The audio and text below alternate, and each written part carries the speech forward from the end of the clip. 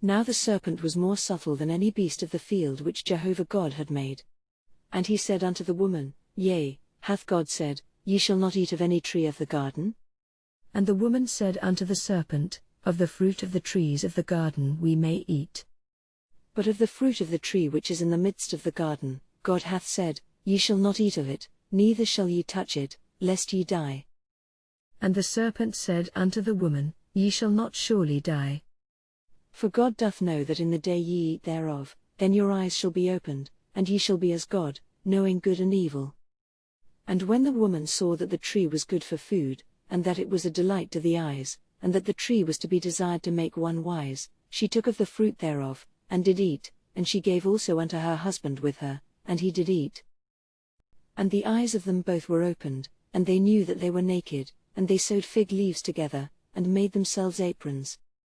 And they heard the voice of Jehovah God walking in the garden in the cool of the day, and the man and his wife hid themselves from the presence of Jehovah God amongst the trees of the garden. And Jehovah God called unto the man, and said unto him, Where art thou? And he said, I heard thy voice in the garden, and I was afraid, because I was naked, and I hid myself. And he said, Who told thee that thou wast naked? Hast thou eaten of the tree, whereof I commanded thee that thou shouldest not eat? And the man said, The woman whom thou gavest to be with me, she gave me of the tree, and I did eat. And Jehovah God said unto the woman, What is this thou hast done? And the woman said, The serpent beguiled me, and I did eat. And Jehovah God said unto the serpent, Because thou hast done this, cursed art thou above all cattle, and above every beast of the field, upon thy belly shalt thou go, and dust shalt thou eat all the days of thy life. And I will put enmity between thee and the woman, and between thy seed and her seed, he shall bruise thy head, and thou shalt bruise his heel.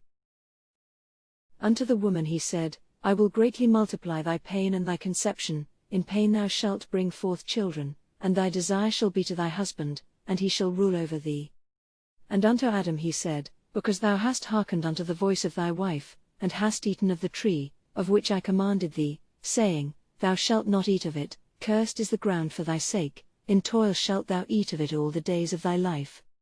Thorns also and thistles shall it bring forth to thee, and thou shalt eat the herb of the field. In the sweat of thy face shalt thou eat bread, till thou return unto the ground, for out of it wast thou taken, for dust thou art, and unto dust shalt thou return. And the man called his wife's name Eve, because she was the mother of all living. And Jehovah God made for Adam and for his wife coats of skins, and clothed them. And Jehovah God said, Behold, the man is become as one of us, to know good and evil, and now, lest he put forth his hand, and take also of the tree of life, and eat, and live forever. Therefore Jehovah God sent him forth from the Garden of Eden, to till the ground from whence he was taken. So he drove out the man, and he placed at the east of the Garden of Eden the cherubim, and the flame of a sword which turned every way, to keep the way of the tree of life.